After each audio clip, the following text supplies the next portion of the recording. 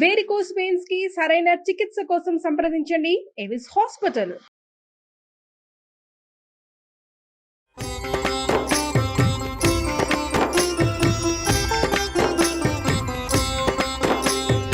నమస్కారం. విష్ణు పురాణం 19వ భాగంలోకి వచ్చాం. 18వ భాగంలో సత్రాజిత్తు సూర్యుడి కోసం తపస్సు చేశాడని, సూర్యుడి చేత ఆయనకి ఏం లభించిందో విందామనుకున్నాము. అయితే తనకి కంటి ముందు సాక్షాత్కరించిన సూర్యభగవానుడిని చూసి ఎంతో సంతోషించిన సత్రాజిత్తు, దేవా, నీ ప్రచండ తేజోమూర్తిని చూడలేకపోతున్నాను, ప్రసన్నమూర్తిగా నన్ను ఆదరించు, నన్ను కరుణించు అని కోరుకునేసరికల్లా ఆయన పరమ ప్రసన్నమూర్తిగా సూర్యభగవానుడు ప్రత్యక్షమయ్యాడు. నీ భక్తికి మెచ్చాను, వరం కోరుకోమంటే నీ కంఠంలో ఉన్న దివ్యరత్నమైనటువంటి ఆ శమంతకమణిని నాకు ఇవ్వమని కోరుకున్నాడట. అయితే సూర్యభగవానుని మెడలో వేళ్లాడే రత్నమైనటువంటి శమంతక రత్నాన్ని వరంగా పొందాడు సత్రాజిత్తు. సత్రాజిత్తు ఏం చేశాడట, ఆ రత్నాన్ని తన కంఠమాలికలో వేసుకున్నాడు, దండలో ఆ రత్నాన్ని పొదిగించుకున్నాడు. అది మెడలో వేసుకుని వస్తే అతను వస్తూ ఉంటే ఆ రత్నకాంతులు ఎలా నాలుగు పక్కలకి వెళ్తా అంటే సూర్యుడే దిగి వచ్చినట్టుగా అయిపోతుందట, సూర్యభ్రాంతిని కలిగిస్తుంది. ఆయన తిరిగి వస్తూ ఉంటే ద్వారకాపురవాసులంతా ఆశ్చర్యపోయి సూర్యభగవానుడు వస్తున్నాడని కృష్ణుని పిలిచి చెప్తున్నారట, దేవా సూర్యుడే వస్తున్నాడంటే త్రికాలవేది అయిన శ్రీకృష్ణ పరమాత్మ చిరునవ్వుతోటి వాళ్ళకి ధైర్యం చెప్తూ, సూర్యుడి కాదు, సూర్యుని వలన ఒక రత్నాన్ని పొంది సత్రాజిత్తుడు దాన్ని తన మెడలో వేసుకొని వస్తున్నాడు, ఆ రత్నకాంతులే మీకు సూర్యభ్రాంతిని కలిగించాయని అందరినీ శాంతపరిచాడట. సత్రాజిత్తు తన ఇంటికి వచ్చి హాయిగా ఉన్నాడు. ఆ మణి దినానికి 8 బారుల బంగారము ధనము ఇస్తూ ఉండగా ఈ సత్రాజిత్తు అతిథులకి, అభ్యాగతులకి, యాచకులకి సంతృప్తిగా వినియోగిస్తూ నలుదిక్కుల పేరు పెంపులతోటి ప్రసిద్ధుడయ్యాడట. ఈ సమంతకమణి ప్రభావం వల్ల అతివృష్టి, అనావృష్టి, క్రూర జంతు బాధ, శత్రుపీడ ఇలాంటి దోషాలేమీ లేకుండా సత్రాజిత్తు ఉన్నటువంటి ఆ రాష్ట్రము ఆనంద నిలయంగా రాణిస్తూ ఉండేదట. ఇలా ఉండగా ఒకనాడు శ్రీకృష్ణుడు ఆప్తులందరినీ రావించి ఆలోచించాడట. రాజైన ఉగ్రసేనుడి దగ్గర రత్నం ఉండటం సమంజసం కదా అని అనుకుని మాట్లాడుకున్నారు. అయితే ఆయన కొంచెం సందేహించాడు ఆ మాట చెప్పడానికి. కథ కొంచెం తేడాగా కనపడుతుందండి, కొద్దిగా ఒక వాక్యమే. బలవంతంగా అడిగి తీసుకోవడం, ఇవ్వు రాజుకి ఇచ్చేయి అని అడిగితే బాగుండదేమోనని ఆయన వెనక్కి తగ్గాడట. అయితే శ్రీకృష్ణుడు పురప్రముఖులతో కొంతమందితో ఇలాంటిది ఆలోచించినట్టు సత్రాజిత్తుకు తెలిసింది. మనసులో ఒక రకమైన కలత రేగింది ఆయనకి. సరే ఇవ్వమని కృష్ణుడు స్వయంగా అడిగితే ఇవ్వటమే, ఇవ్వనంటే విరసంగా ఏదైనా జరుగుతుందేమో, బలవంతులతో పగ బతుక్కి చితుకు అని ఆలోచించి తమ్ముడైన ప్రసేనజిత్తుడిని పిలిచి ఆ శమంతకమణిని అతనికి ఇచ్చి దీన్ని కృష్ణుడికి ఇవ్వాలని చెప్పాడు. ప్రసేనుడు అన్న దగ్గర సరే అన్నాడు, కానీ ఇవ్వకుండా తన కంఠహారంలో లాగా ధరించి తిరుగుతూ ఉండేవాడట. అయితే ఇతను కొన్నాళ్ళకి ప్రసేనుడు అశ్వారూఢుడై వేటకి అడవికి వెళ్ళాడట. అక్కడ ఒక చోట కంటపడిన సింహము ప్రసేనుడిని, గుర్రాన్ని చంపి అతని మెడలో ఉన్న మణిని తీసుకుపోయింది. కొంత దూరాన దానికి ఎదురుగుండా వచ్చిన జాంబవంతుడు దానిని చంపి శమంతకమణిని ఆ మెరుస్తున్న దాన్ని బంతిగా భావించి గుహలో ఉన్న తన కుమారుడైనటువంటి సుకుమారుడికి ఇచ్చాడు. ప్రసేనుని సావు తెలిసినటువంటి యాదవులు శ్రీకృష్ణుని మీద నిందారోపణ చేశారు. శమంతకం పరిపాలకుడైన ఉగ్రసేనుడికి ఇవ్వాలని కృష్ణుని ఆలోచన. మెత్తమెత్తగా అడిగితే ఇవ్వడేమోనని అడవికి వెళ్ళాడు. మెళ్ళో వేసుకుని అడవికి వెళ్ళిన ప్రసేనజిత్తుని చంపి మణి తీసుకొచ్చేశాడు. ఈ ప్రజల్ని దయతో ఏలవలసిన వాడు దయ లేకుండా ఇట్లా దారుణంగా నడుస్తూ ఉంటే ప్రజలకేం దిక్కు అని ఇలా ఏమిటంటే ఒక మాట పుట్టేసరికల్లా దాని మీద 100 మాటలు పుడతాయి కదా. ఏ కాలమైనా నిందలు పుట్టడానికి ఒకటే కాలం, పోయే కాలమే అన్నిటికీను. అయితే క్రమంగా ఈ వాక్కులు, మాటలు మారుతూ, నోర్లు చెవులు మారుతూ శ్రీకృష్ణ పరమాత్మ చెవినబడింది. ఈయన ఏం చేశాడట, కొంత సైన్యాన్ని వెంట పెట్టుకుని ఆ ప్రసేనుడు వెళ్ళిన మార్గం వైపుకి అతను ఏ అడవికి వేటకెళ్ళాడో అక్కడికి వెళ్ళాడు. వెళ్తే అవి తిరిగి చూసిన తర్వాత చచ్చిపడి ఉన్న ప్రసేనుని కళేబరము వెంట వచ్చిన వారికి అడుగులు గుర్తించి చూపించాడు. ఇదిగో ఇక్కడ ప్రసేనుడి శవమే ఇది అని గుర్తుపట్టారు. అయితే అక్కడ కొంత దూరంలో ఓ సింహం చచ్చిపడి ఉంది. అక్కడి నుంచి అడుగులు జాడని చూస్తే ఒక కొండ గుహ దగ్గరికి వెళ్ళి అక్కడ చూశాడు, భల్లూకపు అడుగులు కనపడుతున్నాయి అని ఆలోచించి సైన్యాన్ని బయటే ఉంచి ఆయన లోపలికి వెళ్తే వివిధమణి ప్రభాభాసమై ఉన్న జాంబవంతుని భవనం కనిపించింది. అక్కడ లోపల గొండగుహ లోపల ఎన్నో మణులతోటి అలంకరించినటువంటి ఇది కనపడిందట. లోపలికి ప్రవేశిస్తే ఒక దాది చిన్న బాలుని ఒళ్ళో పెట్టుకుని లాలిస్తూ అంటోందట, కుమారా, సింహం ప్రసేనుణ్ణి చంపగా సింహాన్ని జాంబవంతుడు చంపి తెచ్చిన ఈ శమంతకమణి ఇక నీదేరా, ఏడవకు నాయనా ఏడవకు అని పిల్లవాడిని లాలిస్తోందట. ఆ మాట విన్న కృష్ణుడు ఎదురుగుండా చూశాడు. ఈ సుకుమారుడు అని బాలుడితో మెడలో మిరుమిట్లు గొలుపుతున్న శమంతకమణి సూర్యబింబం వెలుగుతున్నట్టుగా ఉంది. అయితే ఒక ముందడుగు వేసి ఆ కుమారుడి మెడలో ఉన్న మణిని తీశాడట. ఆ మణిని తీసేసరికల్లా దాసి భయంతో కేకలు పెట్టేసరికల్లా లోపల ఉన్న జాంబవంతుడు కోపించి శ్రీకృష్ణునితో 21 దినాలు పోరాడాడు. మనం ఇలాంటి కథే వింటాం, కొంచెం తేడాలతోటి. ఈ లోపల ఇలా యుద్ధం ఉంటే ఈ పైనున్న శ్రీకృష్ణుడు సైనికులు వారం రోజులు ఉన్నారు, కృష్ణుడు రాలేదు, పరలోకానికి వెళ్ళిపోయాడేమోనని భయపడి విచారిస్తూ వెనక్కి తిరిగి ఆ బంధుమిత్రులకి చెప్పారట. వాళ్ళు బంధుమిత్రులు ఏమనుకున్నారు, కృష్ణుడు రాలేదంటే ఏదో జరిగింది విపరీత క్రియ, అందుకే కుదరలేదని పారలౌకిక క్రియలు కూడా చేసేసారు. ఈ శమంతకమణి వల్ల ఇలా అసహ్యంగా జరగకూడని విషయం జరిగిపోయిందట. అలా జాంబవంతునితోటి 21 దినాలు పోరాడగా క్రమంగా తిండి నిద్ర లేక అప్పటికే దిగజారిపోయిన శరీరంతో జాంబవంతుడు పోరాడలేక శ్రీకృష్ణునితోటి ఇట్లా అన్నాడు. ప్రభు, మునుపు శ్రీలంకలో రావణుని సైన్యం రాముని సేనతో పోరాడినప్పుడు కంటపడిన రాక్షసుని ముక్కలు ముక్కలుగా చిదిపి రాముని చేత మన్ననగొన్నవాడను, నాకు మనుష్యుడు ఒక లెక్క, నా పేరు విన్నంతనే దేవదానవ సైనికులకు గుండెల్లో దడబుడుతుంది, అలాంటి నన్ను ఎదిరించి అదిమి నీరసపెట్టిన నిన్ను మానవుడు అనటానికి వీల్లేదు, నన్ను అనుగ్రహించడానికి ఈ రూపాన వచ్చిన శ్రీమన్నారాయణుడివా తండ్రి నువ్వెవరు అని అడిగితే అప్పుడు కృష్ణుడు చిరునవ్వుతో చూసి తన సమాచారాన్ని చెప్పి పోరు వల్ల కలిగినటువంటి బాధను పోగొడుతూ మేనుని నిమరగా జాంబవంతుడు తొల్లిట ముందున్న జవసత్వాలు కలిగిన వాడయ్యాడు. పరమానందంగా కృష్ణుడిని తన మేడలోకి తీసుకుపోయి ఆరాధించాడు. తన కూతురైన జాంబవతినిచ్చి వివాహ పద్ధతిని పలికాడు. వివాహం చేసుకొని ఆయన ఈ కూతురుని ఇచ్చేశాడు. శమంతకంతో పాటు మరికొన్ని వస్తువులు వస్త్రాలు అరణంగా ఇచ్చాడు. అవన్నీ తీసుకుని శ్రీకృష్ణుడు జాంబవతితో సహా ఆనందంగా ద్వారక్కి తిరిగొచ్చాడు. కృష్ణుని చూసి పురవాసులు పరమానంద భరితులై ఆనందించారు. కృష్ణుడు జాంబవతిని మేడలోకి చేర్చి కిందకి వచ్చి సత్రాజిత్తుని రమ్మని కబురు చేశాడు. సత్రాజిత్తు వచ్చాక కృష్ణుడు సమంతకాన్ని సత్రాజిత్తునికి ఇచ్చి జరిగిందంతా చెప్పి తన మీద పడిన నిందని తానే పోగొట్టుకున్నాడు. ఇదే కథ మనం వినాయక వ్రతకల్పనలో చెప్పుకుంటాం.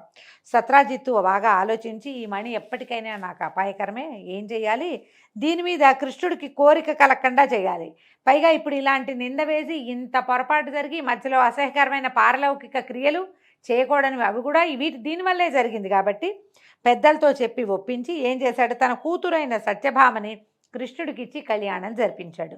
కృతవర్మ అక్రూరుడు శతధన్వుని వద్దకు వెళ్ళి చూసావా సత్రాజిత్తు ఏం చేశాడో, మనలో ఒకరికి ఇస్తానని మునుపు చెప్పి సత్యభామని కృష్ణుడికి ఇచ్చాడు. అంటే ఈ సత్యభామమణిని కృతవర్మకి అక్రూరుడికి వీళ్ళందరికీ ఎవరెవరికో ప్రామిస్ చేశాడనమాట. మనకి ఇస్తానని చెప్పి కృష్ణుడికి ఇచ్చి పెళ్లి చేశాడు. ఈ పని మాకే కాదు నీకు కూడా సిగ్గు కలిగించేదే.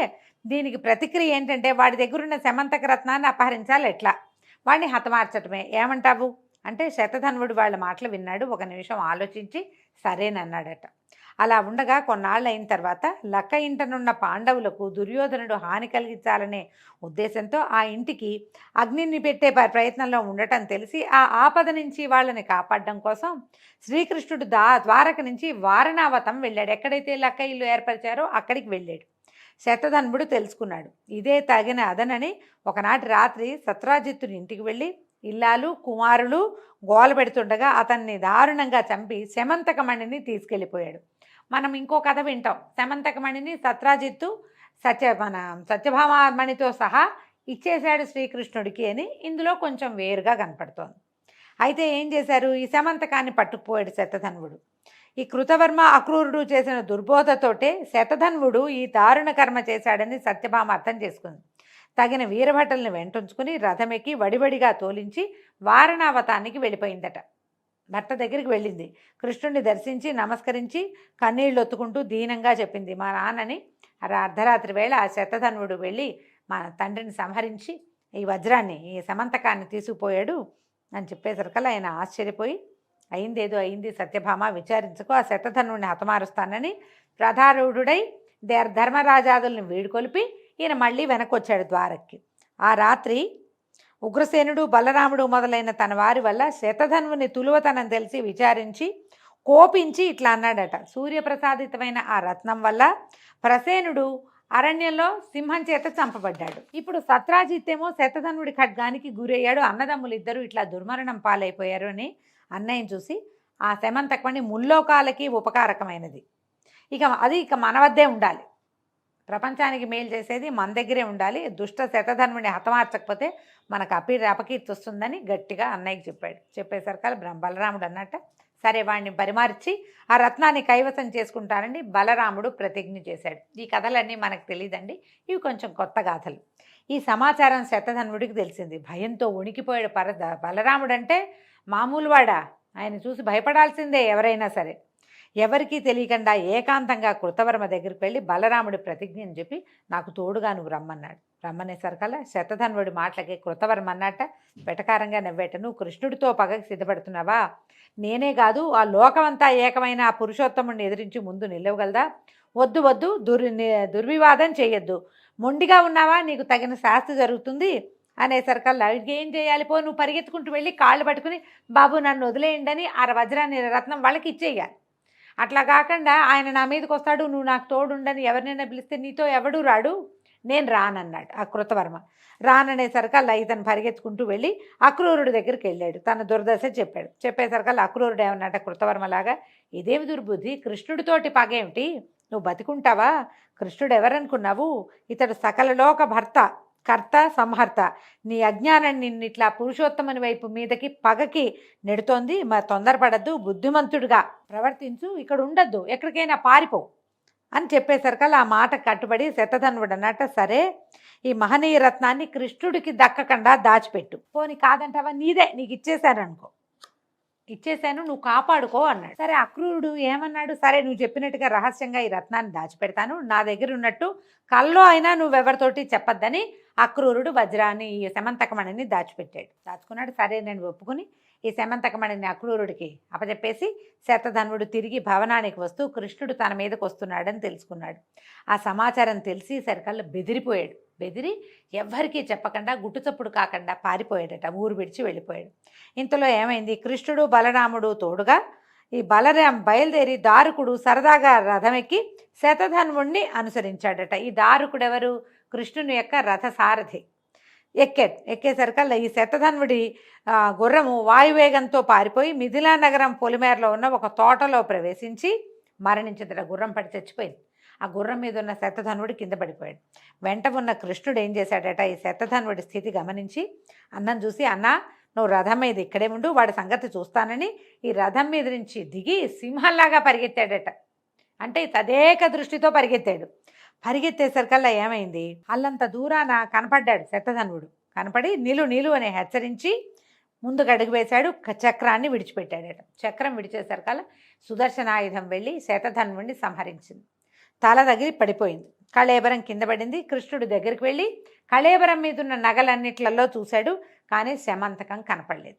కనపడిపోయేసరికి వెనక్కి తిరిగి వచ్చి బలరాముడితో చెప్పాడు, అన్నా వాడి దగ్గర శమంతకం కనిపించట్లేదు, ఆశ్చర్యంగా ఉందనేసరికల్లా బలరాముడికి కోపం వచ్చేసరికల్లా నాకు ఇవ్వాల్సి వస్తుందని మోసపు మాటలు మాట్లాడుతున్నావా, పో, నీతో ఉనికి తగదు, నీతో ఉండకూడదు, నువ్వు అబద్ధాలు ఆడుతున్నావని చిరాగ్గా మాట్లాడాడట బలరాముడు. కృష్ణుడు ఆ మాటలకు బాధపడి, అన్నా వాని దగ్గర లేదంటే నేను మోసం చేశానా, అలాంటి పని ఎప్పుడైనా నేను నీ దగ్గర చేస్తానా, ఎన్నడూ చేయను, ప్రమాణవాక్కుగా చెప్తున్నా. ఆ శవం తాలూకు శరీరం మీద కళేబరం మీద శమంతకం లేదు, లేకపోతే నీకు కావాలంటే ఆ సూర్యుడి దగ్గర ఉన్న కంఠహారాలన్నీ తెప్పించిస్తాను అని ఎంతో ముద్దుగా వినయంగా చెప్పాడట. కానీ బలరాముడు ఒప్పుకోలేదట.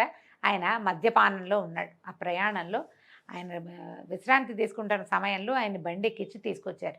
ఆయన మద్యపానంలో ఉన్నాడు. తాగి ఆ ఒళ్ళు తెలియక, చీచి నేను నీతో ఉండను, నువ్వు అబద్ధాలు ఆడుతున్నావు, నీకు ఎప్పుడు ఇదే అలవాటు, నీతో ద్వారకలో ఉండటం ఇక నా వల్ల కాదు, నేను ఎక్కడికి పోతాను, నీ దారి నువ్వు పో అని ఏం చేశాడట, చొరచొరలాడుతూ నాగలి భుజాన్ని వేసుకుని కోపంతో గబగబా నడుచుకుంటూ మిథిలా నగరానికి వెళ్ళిపోయాడట. అక్కడ జనక చక్రవర్తి దగ్గర మన్నన పొంది నివాసం ఏర్పరచుకుని అతని ముఖతః ఆధ్యాత్మ విషయాలు వింటూ దుర్యోధనుడికి గదాయుద్ధ విషయం బోధించే గురువై 3 సంవత్సరాలు ఉన్నాడట. ఇట్లా ఒకటి జరిగిందా అంటే ఇలా కూడా జరిగింది. జనకుడు సీతాదేవి తండ్రి అయిన జనకుడు కాదు, ఆ వంశానికి చెందినవాడు. అప్పటి మిథిలా నగరానికి రాజుగా ఉన్నటువంటి ఒక జనకుడు, జనక రాజర్షి అనే పేరుతోటి ఉంటుందన్నమాట ఆ పదవి. అక్కడ ఉండిపోయాడు. ఈయన ఎప్పుడైతే ఇక్కడ ఉన్నాడని తెలిసిందో దుర్యోధనుడు వచ్చి ఈయన దగ్గర గదాయుద్ధం నేర్చుకోవటం మొదలుపెట్టాడు. ఈ కృష్ణుడు ద్వారక వచ్చి ఇలాంటి నిందెట్లా వచ్చింది, దీనికి ఏం విరుగుడు, నాకు అర్థం కావట్లేదు. ఒకసారి నిందొచ్చింది, ప్రయత్నం చేసి పోగొట్టాను. రెండోసారి అన్నకే కోపం వచ్చింది. ఈ వజ్రం వల్ల, ఈ సమంతకమణి వల్ల ఇలాంటి సమస్య వచ్చింది ఏంటని ఆయన విచారంగా ఉండేవాడట. అయితే ఈ కృష్ణుని విచారం తెలుసుకున్న ఉగ్రసేనాదులు మిథిలకు వెళ్ళి బలరాముడి కలత తీరేటట్టుగా బోధించి కాదు అతని దగ్గర లేదు, కృష్ణుడు ఎందుకు చేస్తాడు, నీతోటే ఉన్నాడు కదా, ఇట్లా ఏవో మంచి మాట్లాడి మళ్ళీ 3 ఏళ్ల తర్వాత ఆయన్ని ద్వారకి తీసుకొచ్చారు. ఈ సమంతకమణిని అది ఎక్కడుంది ఇంతకీ? ఈ అక్రూరుడు తన ఇంట్లో భద్రంగా రహస్యంగా దాచిపెట్టాడు. అయితే అది రోజుకి 8 బారుగుల బంగారం ఇస్తుందట. ఈయన ఏం చేశాడు అక్రూరుడు? దాన్ని నిరర్థకంగా వెచ్చించకుండా పరమేశ్వరార్పణంగా యజ్ఞాలు చేస్తూ యజ్ఞదీక్ష కలిగినటువంటి క్షత్రియ వైశ్యులను చంపిన వారు బ్రహ్మత్యాపాతకానికి కట్టుబడతారని పెద్దల వల్ల విన్నవాడు కనుక యజ్ఞదీక్ష తనకు రక్షగా 60 సంవత్సరాలు ఎలాంటి అపాయము లేక సుఖంగా ఉన్నాడు. ఆ రత్న ప్రభావం వల్ల ఆ దేశం ఎలాంటి అరిష్టాలు లేక ధనధాన్య సమృద్ధితోటి విలసిల్లింది. అక్రూరుడి దగ్గర దాచిపెట్టబడి చాలా కాలం దానివల్ల వచ్చిన ధనాన్ని యజ్ఞాలకి యాగాదులకే ఖర్చు పెట్టాడు. సొంతానికి ఆయన వాడుకోవాలి. ఆ రత్నం ఎక్కడుంటే అక్కడ సూర్యుడు ఉన్నట్టే కాబట్టి రాజ్యం కూడా సుభిక్షంగా ఉండేదట. కొంతకాలం గడిచిన తర్వాత భోజుడు మొదలైన రాజులు నీతి నియమం లేక దొమ్మి యుద్ధం చేసి సాత్వతి అనే ఆయన తనకు ప్రపత్రుడైన శత్రుఘ్నుడిని చంపేశారట. చంపేసేసరికల్లా ఆ సంఘటనతో అక్రూరుడు భయపడి, అయితే తనకి ఏ ఆపద కలుగుతుందోనని భయపడి ద్వారకలో ఉండలేక భోజుడితో కలిసి కాశీకి వెళ్ళిపోయాడట. అక్రూరుని ఎడబాటు ద్వారకలో యాదవ భూమికి గొప్ప ఉపద్రవం తీసుకొచ్చింది. అనావృష్టి, పాడి పంటలు లేక రోగాలు కలిగి ప్రజలు బాధపడడం, ఇలా అనరాని వినరాని కనరాని ఉత్పాతాలకు విశేషించి ద్వారక నెలవైపోయింది. ఈ ఉత్పాతాలు చూసి కృష్ణుడు కలతపడి వృష్టిభోజాంధకులను పిలిపించి విచారిస్తూ ఉపద్రవాలని ప్రస్తావించి ఏం చేయాలి ఈ బాధ పోవటానికి చెప్పమన్నాడట. అప్పుడు యదువృద్ధుల్లో ఒకడైన నందకుడు ఏమన్నాడు? మాధవ, అక్రూరుని తండ్రి స్వఫల్గునుడు దేవతలతో సాటిగా చెప్పదగిన మహిమ కలిగిన వాడు. ఆయన ఉన్న దేశంలో ఎలాంటి ఉత్పాతాలు ఉండవు. ఇదివరకు ఒక కథ జరిగింది చెప్తామని కథ ఏదో చెప్తున్నారు. ఒకప్పుడు కాశీరాజు తన రాష్ట్రంలో అనావృష్టి మొదలైన ఉత్పాతాలు కలిగినప్పుడు ఈ స్వఫల్గునుడిని తోడుగా తీసుకుని వెళ్ళి తన వెంటబెట్టు తీసుకెళ్ళి తన ఇంట్లో ఉంచుకున్నాడు. అంటే అప్పటికప్పుడు రాష్ట్రమంతా ఉత్పాతరహితమై శుభశోభనమూర్తి అయిపోయింది.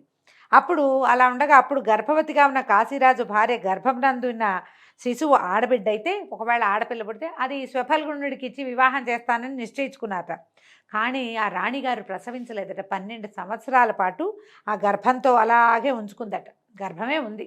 అయితే ఈ లోపల శిశువు, బయట పెరగని శిశువు లోపలే పెరుగుతూ ఉందన్నమాట. ఆ పిల్లని మోయలేక ఆవిడ గర్భాలసత భరించలేక ఏమందట, తండ్రిని ఉద్దేశించి కుమార్తె కడుపులో ఉన్నటువంటి శిశువు చెప్పిందట, ఇంకా నేను 3 ఏళ్ల తర్వాత కానీ బయటికి రాను, నా యొక్క జన్మ అలాంటిది కాబట్టి నేటి నుంచి రోజు ఒక ఆవుని సదాచార సంపన్నుడైన బ్రాహ్మణుడికి దానం ఇవ్వు. అట్లా 3 ఏళ్ళు కనుక రోజు నువ్వు దానం ఇచ్చావంటే ఈమె ఎలాంటి శ్రమ లేకుండా ప్రసవిస్తుంది, నేను బయటకు వస్తానందట. అనేసరికల్లా అప్పుడు అలాగే చేస్తానని ఆ కాశీరాజు గారు రోజుకొక ఆవును చొప్పున గురువుగారికి దానం ఇచ్చేవాడు. అలా తనకున్నటువంటి పురోహితుల్లో బ్రాహ్మణుల్ని ఎన్నుకుని వాళ్ళకి దానం ఇచ్చేవాడు. 3 ఏళ్ళు అయ్యాక రాణికి సుఖప్రసవం జరిగి కూతురు కన్నదట. ఆ పిల్ల పెద్దదయ్యాక దాన్ని స్వఫల్గుణరాజుకి ఇచ్చి కాశీరాజు వివాహం చేశాడు. ఆ దంపతులకి కలిగిన వాడే అక్రూరుడు. పైగా ఇతను ఏంటంటే శ్రీహరి భక్తులలో అగ్రగణ్యుడు. తల్లిదండ్రులు చేసిన పుణ్యం వల్ల అతనున్న ప్రదేశంలో ఈతి బాధలుండవు, దేశం సుభిక్షంగా ఉంటుంది. ఎల్లప్పుడూ యజ్ఞాలు చేస్తూ ఉండే పుణ్యపురుషుడు అతను ఎందుకు యజ్ఞాలు చేస్తున్నాడు? నిజానికి ఈ సమంతకమణిని కాపాడడానికి యజ్ఞం చేస్తున్నాడు. కానీ అతను యజ్ఞం చేయటం వల్ల ఆయనకి మేలు జరిగింది, ఆయన ఉన్న ప్రాంతానికి కూడా మేలు జరుగుతూ ఉంది ముందు నుంచి. ఈ అక్రూరుడు చేసింది చిన్న తప్పు, దాన్ని నేరంగా ఎంచకూడదు, అది లోకానికి ఉపకరించేదిగా భావించాలని నందకుడు అన్నాడు. సరే ఏమన్నాడు? అలాగే వెంటనే శపథం చేసి శ్రీకృష్ణుడు ఎప్పుడూ అతని ప్రాణానికి ధనానికి ఆశించను, అతను నేనేమీ చెయ్యను అని చెప్పి కొందరు బ్రాహ్మణుల్ని పంపించి ద్వారకకి రప్పించాడు. ఈ ద్వారకకి ఎప్పుడైతే తిరిగి వచ్చాడో ఆ శమంతకరత్న ప్రభావం అనే చెప్పాలి, వెంటనే వానలు కురిశాయి, సస్యవృద్ధి కలిగింది, రోగాలు దుర్యోగాలు లేని వాళ్ళే ప్రజలు సుఖజీవనులు అయ్యారు, పాడి 2 ఇంతలు పెరిగింది. ఇలాగా సకల దోష నివారణ అవడము తెలిసి ఆశ్చర్యపడి కృష్ణుడు తనలో తను ఇట్లా అనుకున్నాడట, నందిని స్వఫల్గుండు స్వల్ప పుణ్యులు. అంటే ఆ కుమార్తె రాజుగారు అమ్మాయి కాశీరాజు కుమార్తె పేరు నందిని. వీళ్ళు స్వల్ప పుణ్యులు, సాధారణమైన పుణ్యం చేసిన వాళ్ళు. వాళ్ళ కొడుకు అక్రూరుడు ఇంత ఇనుమిక్కిలి పుణ్యమహిమ కలిగిన వాడా? ఇది ఎలా జరిగింది వీడికి? ఇంత మహిమ ఎట్లా వచ్చింది? అది అలా ఉండని విడవక యజ్ఞాలు చేస్తూ బ్రాహ్మణులకి అపరిమితమైన దక్షిణలు ఇస్తున్నాడు. నాకు తెలియని రీతిగా వీళ్ళకి ఇంత ధనం ఎట్లా వచ్చింది? ఈ మహిమ, ఈ ధన ప్రాబల్యము కలగడానికి మూలం ఖచ్చితంగా శమంతకమే, సందేహం లేదని అనుకుని అప్పుడు ఆ ఆప్తుల్ని పంపించి అక్రూరుని రప్పించాడట. వాటితో పరిహాసాలాడుతూ అవి ఇవి ఆటలాడడం ప్రారంభించాడు. తర్వాత కాసేపు విశ్రాంతి తీసుకుని కబుర్లు చెప్పుకున్నాక, అక్రూరా, పుణ్యాత్ముడివి నువ్వు, సూర్యుడిచ్చిన శమంతకమణి నీ దగ్గరుంది, లేకపోతే ఇన్ని యజ్ఞాలు, దానాలు, ధర్మాలు చేయటానికి ధనం నీకెక్కడిది? చూడు, నా మాట విను, అది నీ దగ్గర ఉందన్న నమ్మక నా మీద అపనింద వేస్తున్నారు, నా మీద పడిన అపనిందని పోగొట్టు, ఈ మణిని తెచ్చి అందరికీ చూపించు అనగానే కృష్ణుడు వాటకి బెదిరిపోయాడట. అక్రూరుడు కాసేపటికి సర్దుకుని ఈ మణి నా దగ్గర ఉందని కృష్ణుడు ఎట్లా గ్రహించాడు? ఎప్పుడో గ్రహించి కూడా ఇప్పుడు బయట పెట్టాడా? సరే, నేను అలాగే దాచి ఉంచితే లేదని తప్పుడు మాట్లాడితే వదులుతాడా నన్ను? భయం వేస్తోంది ఓ పక్కన అని, అలాగని అబద్ధం చెప్తే ప్రాణం మీద తెచ్చుకోవటమే, ఎందుకు వచ్చిందని ఆ పట్టుదట్టిలో మూటగట్టి ఉంచిన శమంతకాన్ని తీసుకొచ్చి కృష్ణుడికి అప్పచెప్పాడట. ప్రభాత భాస్కర ప్రభాసమానమైన సామాన్య దృష్టితో చూడరానిదై అందము పొగడ్తలకు ఆలవాలమై ఉన్న శమంతక రత్నం శ్రీకృష్ణుని చేతిలోకి చేరేసరికి మరింత వెలిగిపోతూ కళకళలాడిపోవటం మొదలుపెట్టిందట. మామూలుగానే దానికి ఎంతో వెలుగుంది, భగవంతుని యందు చేరేసరికి ఇంకా వెలుగొచ్చిందట దానికి. అక్కడున్న వాళ్ళంతా ఆశ్చర్యపోయారు. జయజయధ్వానాలు చేస్తే అక్రూరుడు అన్నాడట, అయ్యే కృష్ణ, నీ దయ నాపై ఉన్నందువల్లే ఈ దివ్యరత్నం నా వద్ద ఉండటం జరిగింది, విశేషించి నాకు ఇంత సంపద కూడా కలిగింది, కాకపోతే ఇట్లా జరుగుతుందా? ఈ రత్నం మీద ఆశతో ప్రసేనుడు, సత్రాజిత్తు, శతధనుడు చనిపోయారు. నా మనసులో బాధ అదే, ప్రాణహాని జరుగుతుంది దీనివల్ల అని భయంగా ఉంది. సరే, ఆ బాధ నేటితో తీరిపోయింది. నేను నా వద్ద ఉంచుకోవటం లోకోపకారం కోసమే. నువ్వు అడిగితేనే కానీ స్వయంగా నేను నీకు ఇవ్వదలుచుకోలేదు. దాచిన పదార్థం అడిగితే కానీ ఇవ్వకూడదని పెద్దల మాటట. అడిగావు, సమర్పించా, ఇక నాకే గొడవ లేదు. నీ కోరిక ప్రకారం కానీ నేను నిన్ను మనసులో ఆరాధించే భక్తుడిని, నన్ను కరుణించమన్నాడు. అప్పుడు ఏం చేశాడు? ఈ కృష్ణుడు ఆదరంగా మంచి మాటలతో అతను ఆనందపరిచాడు. ఈ శమంతకం మీద ఉన్న ఆశతోటే బలరాముడు ఈ మణి కోసమే ఊరు విడిచి వెళ్ళాడు. ఆ రోజు అంతే కదా, నువ్వు నాకు ఇవ్వాల్సి వస్తుందని, నువ్వు అబద్ధం చెప్తున్నావని తమ్ముడితో దుర్భాషలాడి ఆయన మిథిలా నగరానికి వెళ్ళిపోయాడు. మా నాన్న సొమ్ము నాకే చేరాలని సత్యభామ కోరిక అని ఆలోచించి, ఈ గృహకలహం ఎందుకు, ఇప్పుడు ఆ వజ్రం, ఆ శమంతకమణి బలరాముడికి ఇస్తే అన్నయ్య నిందబాపుకోవచ్చు, కానీ మా నాన్నది నాకు ఇవ్వకుండా ఆయనకి ఎందుకు ఇచ్చారని సత్యభామ అనుకుంటుంది. వీళ్ళిద్దరికీ పోట్లాట వస్తుందని ఏమన్నాడంటే, అయ్యా అక్రూరా, ఇది బ్రహ్మచర్యాన్ని నిరాఘాటంగా పరిపాలించే వాళ్ళ దగ్గరే ఉండాలి, కానీ గృహస్థుల దగ్గర ఉండకూడదు. నాకు లెక్కకు మిక్కిలిగా ఉన్న కాంతలతో ఉన్న నా దగ్గర అసలు ఉండకూడదు. నన్నే ఎంతో ప్రేమగా చూస్తూ ఎడబాయకుండా ఉండే సత్యభామ కూడా ఇది తగదు. ప్రతిదినము ఎంతో కొంత మద్యపానం చేసే అలవాటు ఉన్నటువంటి బలరాముడి దగ్గర కూడా ఇది ఉండకూడదు.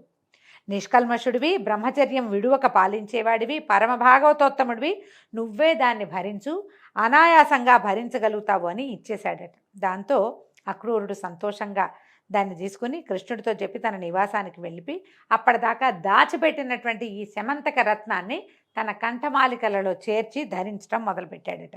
ఈ విధంగా తనకు కలిగిన నిందను పోగొట్టుకున్నటువంటి కృష్ణుడు ప్రశాంత చిత్తుడై ఉన్నాడు.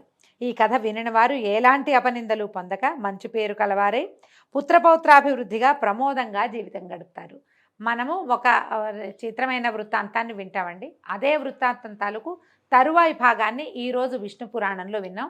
దీంతో సెలవండి. రేపు ఉదయం తరువాయి భాగంలో మళ్ళీ కలుసుకుందాం. నమస్కారం.